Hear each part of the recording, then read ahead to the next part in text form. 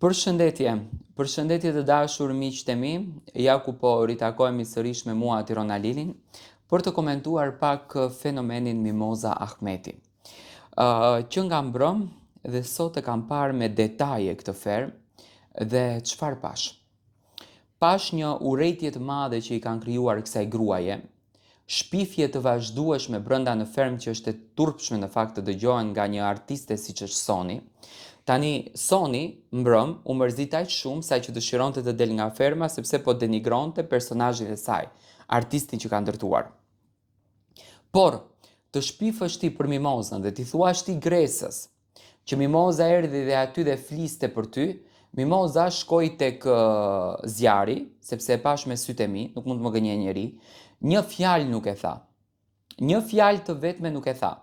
Do me thënë Mimoza s'foli fare hiç. Biles nuk e kishte edhe mikrofonin, u mërzit aq shumë për situatën që ndodhi sa që nuk e tha një fjalë të vetme.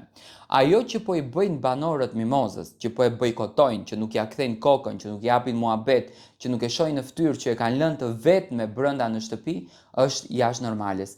Pse e bëjnë këtë gjë? E bëjnë sepse Mimoza është më e mira? E bëjnë sepse Mimoza është më e forta? E bëjnë sepse Mimoza është më e zonja? Po vlla është më e zonja, sepse Mimoza ka treguar brenda në fermë sinqeritet.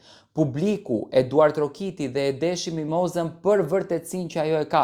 Për njeriu që është, Mimoza është njeriu më i thjeshtë aty brenda. Në bagazh është më VIP se të gjithë VIP-at e tjerë. Në bagazh është më VIP. Karriera e Mimozës është një karrierë që këto as nuk e kanë jetuar, as nuk mund ta imagjinojnë një herë se çfarë karriere është. Dhe është e turpshme që ta bojkotosh një grua dhe të mundohesh nëpërmjet këtij bojkoti, duke mos ia varë, duke mos i fol, duke e injoru, duke e neglizhu, duke e trajtuar si për budall. Do të thënë është e turpshme për veten tënde dhe ti mendon që ajo do mërzitet dhe do e lër fermën. Unë realisht nuk e kuptoj strategjinë e këtyre lojtarëve që kanë hyrë në këtë fermë vetëm për lajka dhe klikime dhe s'kanë bërë strategji. Në momentin që ti je duke e bërë këtë gjën, automatikisht ti e nxjerr atë fituese. Dhe këto janë të gjithë duke punuar në të gjitha format e tyre ignorante për të fituar Mimoza dhe pastaj nuk e kuptojnë se nga ku kjo fuqi vije Mimozës.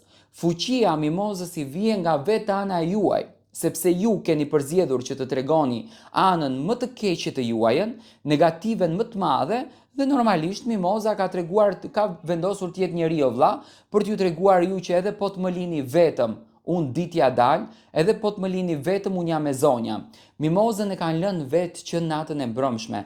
Nuk i thonë as mirëmëngjesi, as mirëdita, mundohen që ta bojkotojnë dhe unë e shoh Mimozën jashtëzakonisht shumë të mërzitur. Unë uroj me zemër që Mimoza të mos të thyet në shpirt dhe ta lër këtë fermën, sepse i vetëm brenda gjithë asaj shtëpie duke mos ta varë askush nuk ja vlen.